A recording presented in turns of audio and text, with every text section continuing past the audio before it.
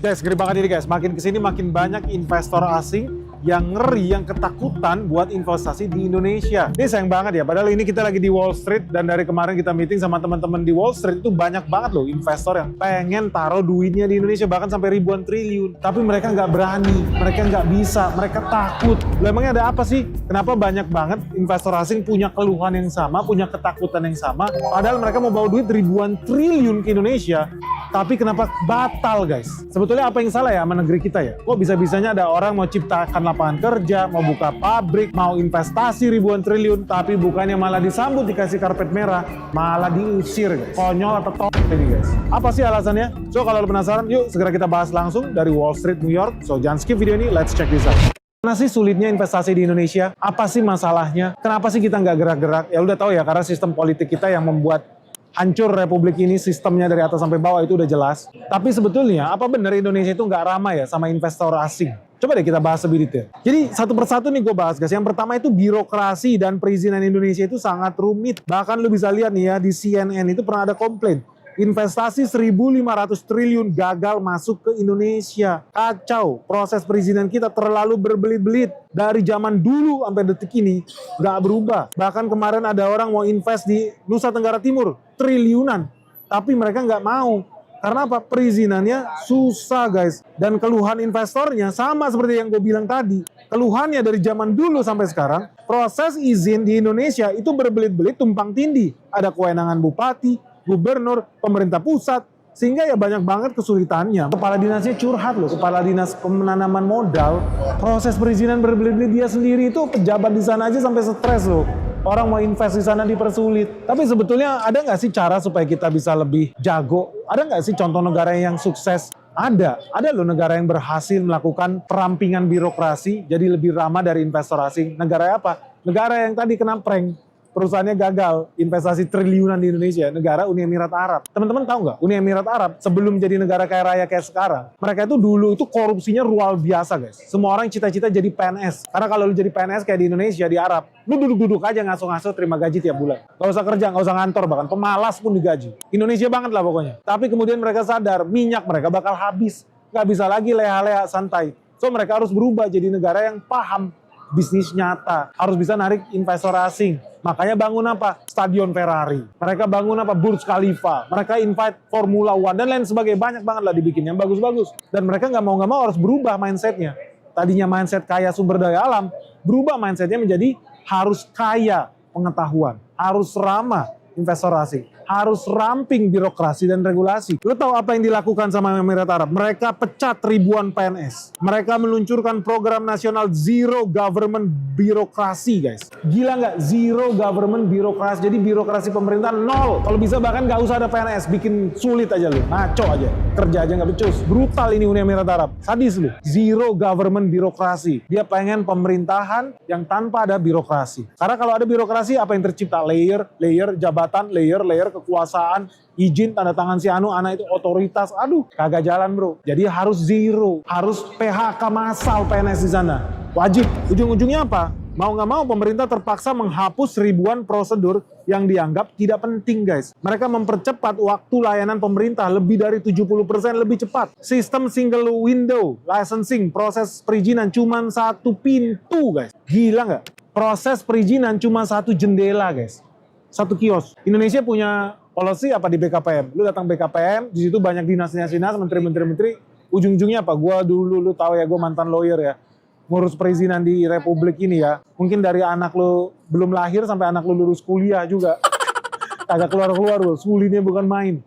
Maupun lu datang ke BKPM, apa yang terjadi? Ada banyak meja. Lu nggak percaya, pergi lu ke BKPM. Katanya satu pintu. Iya, satu pintu BKPM. Begitu masuk, mejanya banyak guys. Emirat Arab apa yang dilakukan?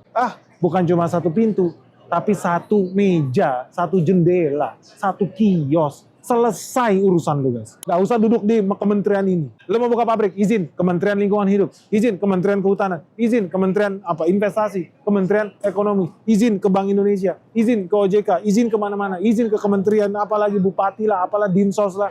Absurd guys, absurd.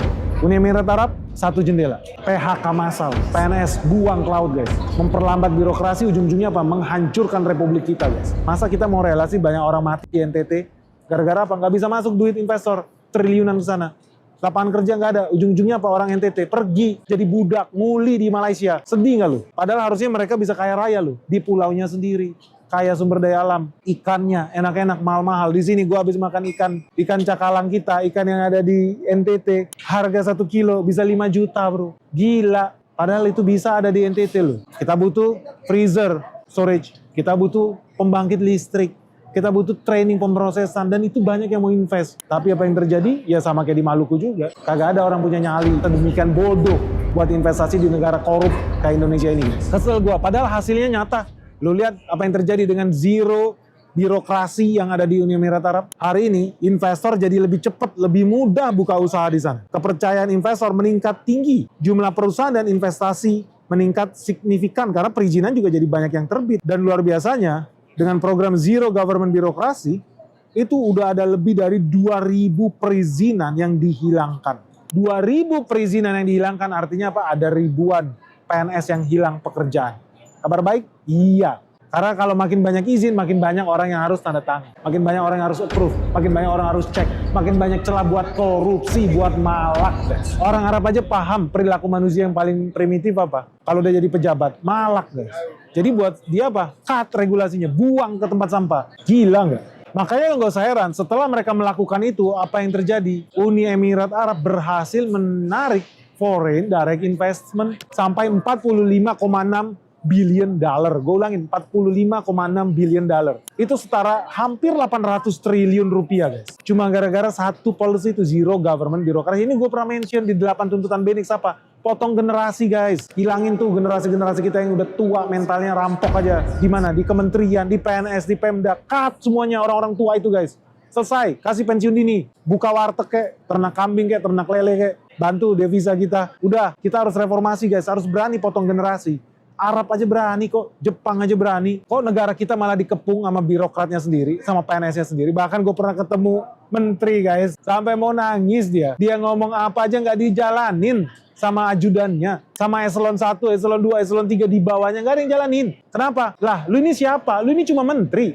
Lu 5 tahun lagi juga diganti, di reshuffle, selesai. Mereka pejabat, duduk-duduk terima duit, sogok sana, sogok sini, triliunan, eselon 1, dirjen. Buat apa dengerin menteri? Paham gak lu? Nah inilah bahayanya sistem yang kita punya guys. 5 tahun sekali pemilu, apa yang terjadi? Sistem berubah lagi, orang berubah lagi. Ujung-ujungnya negara kita dikuasain oleh birokrat sama PNS. Bisa maju negara kita berat, karena siapapun yang jadi menteri.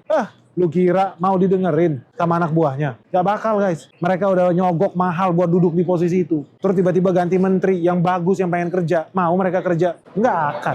Paling pura-pura aja kerja. Nanti kalau nggak achieve, yang dipecat tuh menterinya di reshuffle. 2 tahun lagi tuh di reshuffle. Kita PNS itu bakal kerja di situ sampai 30 tahun lagi pun masih ada di tempat itu. Buat apa dengerin menteri? Gitu loh. Tolol nggak? Makanya ujung-ujungnya apa? Di Indonesia tidak ada kepastian regulasi. Ini hal nomor 2 guys. Contoh lah kemarin lah. Pemerintah sempat melarang TikTok buat jualan di Indonesia, buat bisnis di Indonesia. Berubah lagi. Atau kayak kemarin tuh ada gubernur nih. Gubernur favorit gua nih sebenarnya. Tapi suka nggak suka, yang dia lakukan bener, ya memang bener karena melanggar aturan. Tapi ada pengusaha pariwisata di puncak, udah investasi triliunan, dibongkar guys. Lu bayangin, dia bilang gue udah terima izin, mana izinnya? Izin dari pusat. Lah, lu belum punya izin dari daerah, lu belum punya izin dari, bener gak? Ya dua-duanya bener. Pengusahanya bener, gak mungkin juga lah dia taruh duit triliunan kagak ngurus izin. Tapi ternyata di tingkat paling bawah yang dia lakukan. Dia lakukan sesuai regulasi juga. Kalau nggak sesuai regulasi masuk penjara juga dia. Jadi dua-duanya bener nih. Artinya apa? Regulasi kita tumpang tindih, nggak ada sinkronisasi. So nggak ada kepastian di Indonesia. Ngeri nggak guys? Lu harus pakai kacamata investor. Mereka pengen cuan, mereka pengen profit, mereka bukan badan amal. Buka pabrik, hire ribuan orang, tiba-tiba digusur. Lu pikir nggak? Aneh ya? Absurd memang. Tapi itulah kenyataannya Indonesia guys. Nah sayangnya ya, Indonesia nggak bakal bisa hilang lah soal regulasi ini. Karena kalau kita contoh lah negara tetangga kita, Singapura. Singapura itu terkenal loh, punya regulasi yang stabil, ramah investor. Bahkan diakui sebagai negara dengan regulasi yang tak tertandingi di Asia Tenggara. Itu realita guys, dan banyak orang bandingin sama Singapura. Kemudahannya, perizinannya. Gue sih merasakan juga bikin perusahaan di Singapura tuh cepet banget bro. Kagak ada 1 minggu, jadi itu perusahaan. Langsung cari duit kita. Cepet. Indonesia bisa nggak kayak gitu? Nggak bisa. Kenapa? Singapura itu cuma satu partai. Dari Singapura merdeka, keluar dari Malaysia. Dulu mereka budaknya Malaysia.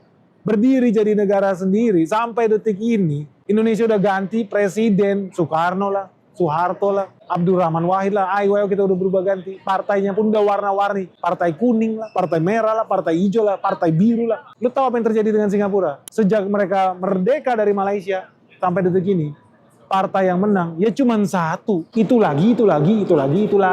Terus lu bandingin sama Indonesia yang nggak fair. Indonesia tiap 5 tahun sekali ganti sistem, ganti menteri, ganti partai. Gimana bisa maju negara ini? Aneh. Jadi lu nggak bisa bandingin Indonesia dengan Singapura. Karena ujung-ujungnya kalau lu gonta-ganti partai terus, gonta-ganti penguasa terus, pemilu terus, belum lagi tingkat pusat, di tingkat daerah, tingkat kabupaten, tingkat kelurahan, tingkat perdesaan, tingkat RT RW. Ujung-ujungnya apa? Masalah yang ketiga nih. Tidak ada kepastian hukum, guys. Bahaya. Tidak ada kepastian hukum. Dan ujung-ujungnya kalau nggak ada kepastian hukum, pungli, premanisme, ormas bakal merajalela. Nggak usah heran. Gara-gara pungli sama premanisme, investor tuh kabur. Mereka pindah ke Thailand, mereka pindah ke Vietnam karena lebih aman. Dan ini udah jadi berita heboh di kawasan Asia Tenggara. Premanisme di Indonesia terkenal. Ini jadi ancaman serius. Dan wajar mereka senang. Singapura senang, Vietnam senang, Thailand senang. Kalau perlu dipelihara preman-preman, ormas-ormas, aparat-aparat korup di Indonesia supaya negara kita nggak maju-maju. Beda guys dengan Cina. Lu tahu Cina? Cina paham mentalitas ormas. Mereka tahu banyak preman, pungli. Di Cina juga banyak. Apa yang dilakukan sama Cina? Dikumpulin orang itu, ribuan orang ditangkap. Ribuan LSM dibredel. Dirubah jadi pupuk guys. Supaya berguna bagi bumi pertiwi. Selesai lu. Sebetulnya Cina punya solusi yang bagus guys. Jadi mereka ada program namanya Sweep Away Black and Eliminate Evil. Jadi dia udah menghukum ribuan orang, 3.000 orang ditangkap. LSM dibredel guys. Preman-preman, ormas-ormas ditutup. Gila ini Cina nih. Ya jujur aja ya tujuan utama Xi Jinping apa? Mereka mau membasmi ya kejahatan terorganisir, geng-geng hitam, pengaruh jahat, korupsi tingkat akar rumput. Itu harus dibasmi karena ini menciptakan kondisi masyarakat yang tidak aman. Dan jujur aja ya kampanyenya Xi Jinping ini menyasar spesifik ya kelompok-kelompok yang mengganggu stabilitas sosial yang ada di Cina. Ujung-ujungnya apa? Jutaan orang diperiksa guys. Ribuan organisasi kriminal dibubarkan. Dan ada banyak pejabat lokal yang ditangkap, dihukum mati karena dianggap melindungi mafia.